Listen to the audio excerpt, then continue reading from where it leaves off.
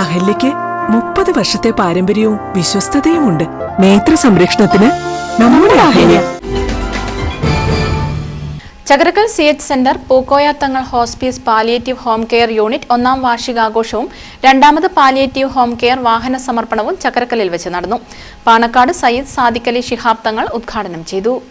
ഇത് രോഗികൾക്ക് വേണ്ടി ആണല്ലോ ഇതിന്റെ പ്രവർത്തനം. ഇരട്ട പ്രതിഫലമാണ് ഇതിലൂടെ നമുക്ക് ലഭിക്കുന്നത്. അള്ളാഹുവിന്റെ സാന്നിധ്യം എപ്പോഴും ഉണ്ടാകുന്നവരാണ് രോഗികൾ എന്ന് പരിശുദ്ധത്തെയും നമ്മെ പഠിപ്പിക്കുക.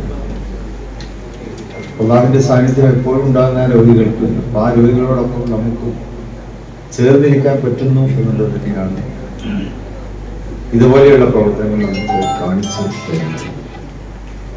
ഉപേദങ്ങൾ ഹോസ്പൈസിന്റെ പ്രവർത്തനം ചുരുങ്ങിയ കാലം കൊണ്ട് തന്നെ വളരെ നല്ല നിലയിൽ മുന്നോട്ട് പോകുന്നത് നിങ്ങൾ എല്ലാവരും കാണുക.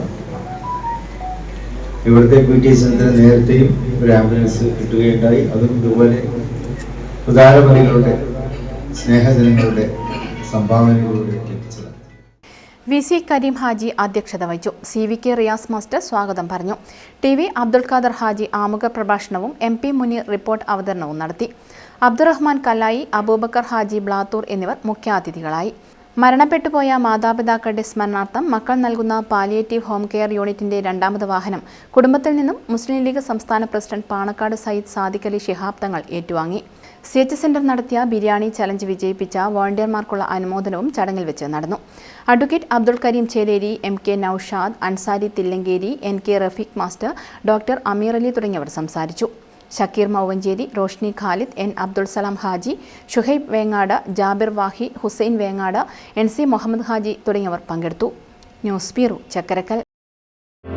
Madhurag gold and diamonds, Madhurag building, Kannur road, Chakkarakkal.